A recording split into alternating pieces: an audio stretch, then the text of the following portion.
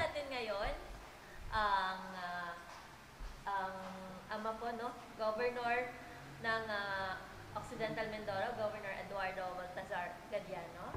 Good afternoon, sir. Good afternoon po. Good afternoon, Angel, Opo. tsaka June. Magandang hapon sa inyong dalawa. Kamusta po ang Occidental Mindoro Gov so far? Ang Occidental Mindoro ay tuloy-tuloy ang development naman ng mga projects dito. At pag pinag-usapan ng ang peace and order, okay naman tayo ngayon dito dahil wala na yung mga dating gulo. Tsaka tahimik at Yes. talagang dumadami ang ating mga tourist na pupasok ngayon dito sa Occidental Mindoro. Goodness yan, Gov. By the way, Gov, how long po kayo, or ilang terms na po kayo as governor dito sa Occidental Mindoro? Sa ngayon, mga mag-aanim na taon na rin, di ba? Pagka 2 terms. second term ko nga kasi ngayon, so mag-aanim na taon na rin. Hanggang June 30, to be exact, ay 6 years na ako. So, 2 terms na. sa ngayong election po, running for governor, pero walang kalaban. Walang kalaban. Tama po ba? Walang kalaban. Kasi yung narinig namin walang kalaban. Walang So, kalaban. walang, ganun po kagod yung governor. First time na nangyari sa province First time, na so kayo po yung- walang kalaban. No? Wow. History din. Kumbaga, sa tinagal-tagal din ng province ay may labanan ng governor tuwing election, pero ngayon lang nangyari ng walang kalaban. Ibig sabihin lang niya, Gob, mahusay yung kanyang pamamalakad dito sa Occidental Mindoro. Siguro nagustuhan lang ng tao yung personality natin. At the same time ay yung mga programs, pinakikinabangan nila. Ramdam nila yung mga programs natin sa health, sa iba't ibang programs, lalo na yung sa health. Kasi yung sa health, pagka nagkasakit ka, magpagamot ka sa mga district hospital natin, 7 district hospitals yan, under ng Kapitolyo. Pag nagpagamot ka, libre. Wala kang babayaran. 7 districts. Ilan pong municipality or may city? 11 na bayan kami, pero 7 hospitals meron tayo. Wow, 7 hospitals. Tatlo yung level 1 dyan. Ilan ang districts natin, Go? Lone district to, isang distrito lang to. Lone Isang congressman lang dito. Okay. Oo. So, Napag-usapan natin yung mga programa. oo. So, balita natin may programa si Gob yung pagpasok ng mga investment dito sa Occidental Mindoro. Maraming mga investors na gustong pumasok dito. Lalo na yung Oo. Una kasi dyan, mayroon tayong mga program with regards dun sa how to reduce our pagbaha. Yung pagbaha, yung Drainage system. River restoration program, may mga nag-invest dyan kasi without the cost of the government, yung private sector, siya yung magdi-dredge. Walang gastos ng gobyerno. At the same time, dahil binigyan siya ng commercial disposition, na yung makukuha niya, madidredge yung dreaded materials na yun, ay pwede niyang i-commercialize. Para kahit pa paano, makabawi siya dun sa gastos niya sa pagdidredge, di ba? Yun, ang purpose naman namin doon ay i-reduce yung pagbaha. Akalain mo, since time immemorial, mula nung nilalang ng Diyos yung ilog, ng ating Panginoon yung ilog, ay libong taon na yan, ay hindi pa nakakatikim ng dredging yung ilog. So, kaya yung siltation, ang makikita mo ngayon, mas mataas na yung riverbed kaysa sa community at saka doon sa palayan. Kaya makikita mo, basta umulan, bumagyo, ay talagang baha. Kaya yan ang pinakagastusan ng gobyerno ngayon, yung i-evacuate mo yung mga tao doon, dali mo sa evacuation center, alagaan mo sila, pakainin, gastos, transport mo sila. So magastos. Sa ngayon, nag-iisip kami na how to reduce yung pagbaha. Yun nga, yung river restoration program ay may isang formula kami na i-dredge siya ng private sector. Nagkataon namang mayroong pwedeng bentahan sila nung dreaded materials na yon, like sa MOA, dahil may mga reclamation doon. Na-dredge si ilog, yung mouth of the river, natanggal ng bara, ay walang gastos ang gobyerno. At the same time, may income ang gobyerno kasi binigyan sila ng commercial disposition ay magta-tax sila, may quarry tax. Sa amin, ang per cubic pa, siguro mga 26.62 pesos per cubic. Kung million din, di 26 million, ganun ang computation nun, di ba? 26 million plus din. So, yun, may sharing naman yun. Napupunta yung 40% sa barangay, 30% sa munisipyo, 30% sa province. So, ang isa pang propose na gustong pumasok din dito, itong dairy farm. Oo. Yes. Oo, ayan naman ay para matulungan din natin yung mga farmers natin. Nakakatawa Oo. capital ng Mindoro Occidental. Oo, kasi dati dito, basta sinabi mong taga Mindoro ka, anak ka ng ranchero. Yeah. Oo, anak ka ng ranchero. Lipat na talaga tayo. Pero nawala kasi yon dahil sa, 'di ba, nung na-approvean yung IPRA law, yung batas ng mga katutubo, nasakop na ng IPRA law yung ng ancestral domain ng mga katutubo, yung mga dating bakahan. Kaya nawala na yung PLA ng DNR, yung pasture land agreement. Nawala na. Ang kakausapin na ng may-ari ng pastuhan, yung katutubo. So magre-rental na sila doon sa loob ng lupaing ninuno. Basta pinapayagan ng katutubo, okay lang. Ganun. Kaya, yun, isa yun sa magandang papasok na investment sa atin. Sa iba pang investors, welcome naman sila dahil dati mataas yung aming kuryente rito. Isa pang kuryente. Oo, Yes, yung kamusta po yung sir? mataas, tumaas ang kuryente namin dahil ang tao nagbabayad dun sa total cost ng production ng kuryente hanggang distribution, lahat. So, walang subsidy ang national government. Emergency, parang power supply agreement ang nangyari, EPSA. Kaya yung EPSA kasi, yan yung emergency power supply agreement na yung production cost mo lahat, pinapastro mo sa consumer.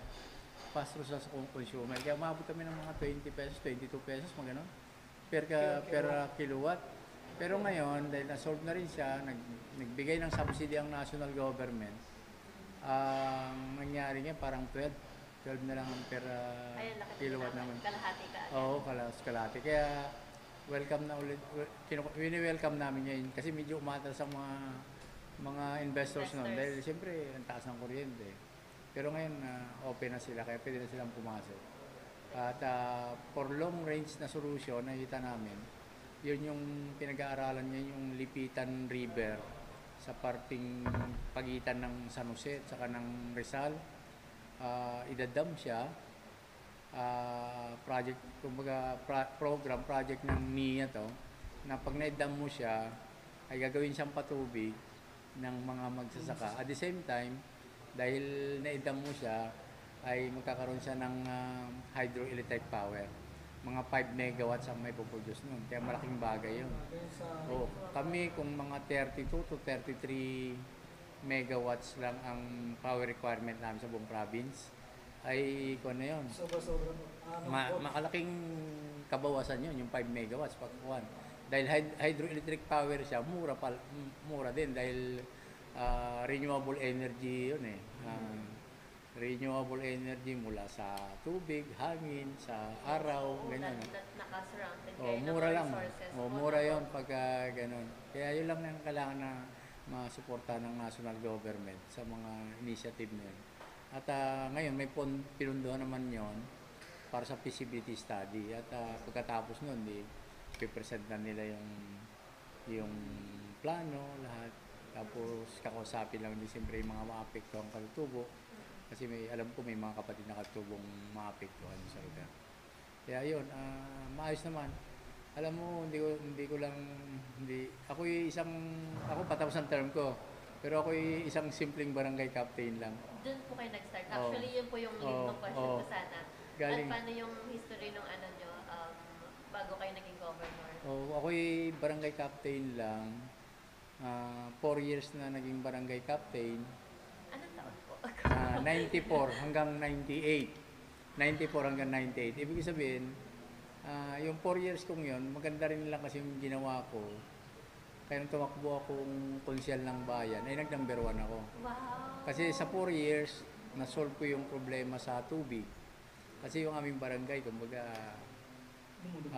Hindi, malalim, sobrang lalim ng balong ng tubig. Yung mga jetmatic doon, hindi pwede. Kaya may artisan well. DPWH ang nagbabaon ng tubo. Ang mga ilang tubo yon. Hindi pwedeng isang tubo lang.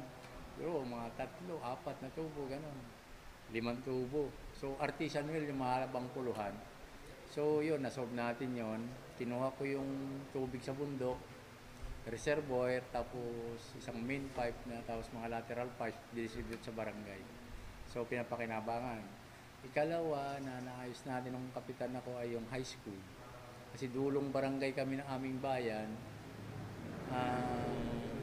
Para mag-aral yung bata pag-graduate ng high school. Sa bayan nag-aaral, malayo yung bayan. May ilog pang malaki na dadaanan. So, isa sa project ko rin yun ng kapitan ako. Naitayo ko yun bago ako nagkonsyal ng bayan. Pangatlo ay yung irrigation. Nakahingi ako kay Senador Rocco pa, matandaan ko ng ilang milyon yun para magawa yung irrigation ng mga palay. Yes.